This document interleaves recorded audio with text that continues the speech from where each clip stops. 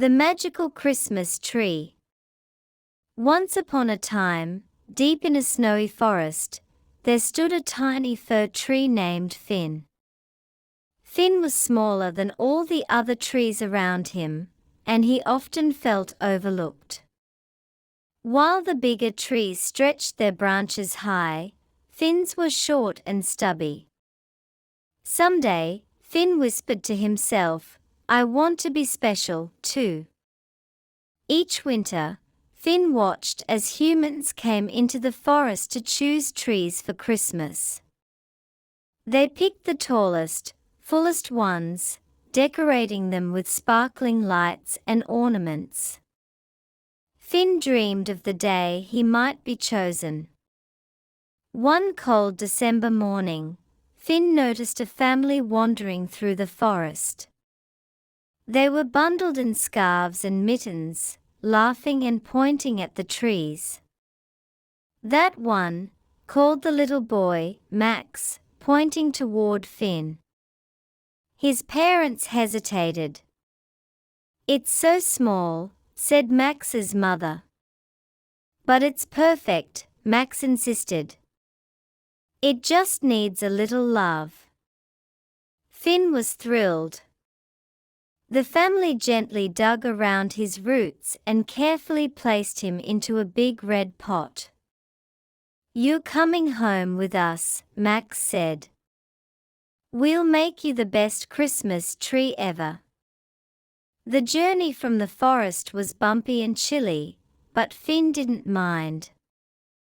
He imagined what his new home might be like. When they arrived, the family carried him inside to their cozy living room. The room was warm, with a fireplace crackling softly and the smell of cinnamon cookies in the air.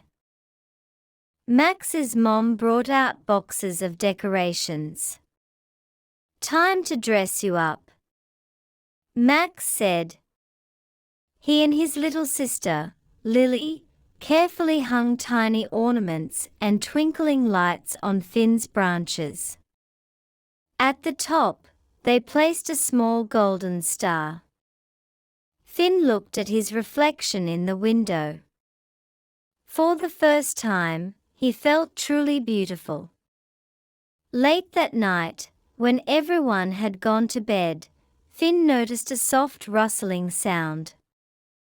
A little mouse had crept out of his hole in the wall. "Hello, tree," the mouse said. "You look magical." "Thank you," Finn replied. "It's my first Christmas inside a home." The mouse smiled. "It's my first Christmas seeing a tree like you. Do you think I could stay nearby for a little while? It's cold in my hole." Finn nodded. "Of course. Christmas is about sharing and kindness." The mouse snuggled into the soft fabric at the base of Finn's pot, feeling safe and warm. On Christmas morning, Max and Lily rushed downstairs.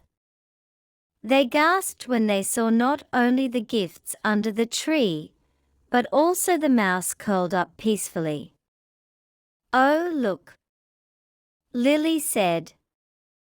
"Finn has made a new friend."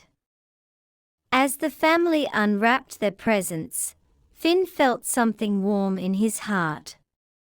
It wasn't just the lights or the decorations that made him special, it was the joy he brought to everyone around him. When the holiday season ended, the family didn't throw Finn away. Instead, they planted him in their backyard, where he could grow tall and strong. "We'll decorate you every year," Max promised. Finn stood proudly in the fresh soil, his roots stretching deeper into the earth. Every winter after that, the family adorned him with lights and ornaments. Finn was no longer the little tree in the forest. He had become the heart of a family's Christmas tradition, a symbol of love, kindness, and the magic of the season. As Finn grew in the family's backyard, the winters became even more magical. By his second Christmas outside, he had grown taller and wider, his branches sturdy and full. True to their promise, Max, Lily, and their parents came out to decorate Finn with even more beautiful ornaments, strings of popcorn, and glowing lights. But this year, Finn noticed something different. Birds and squirrels from the nearby trees began visiting him.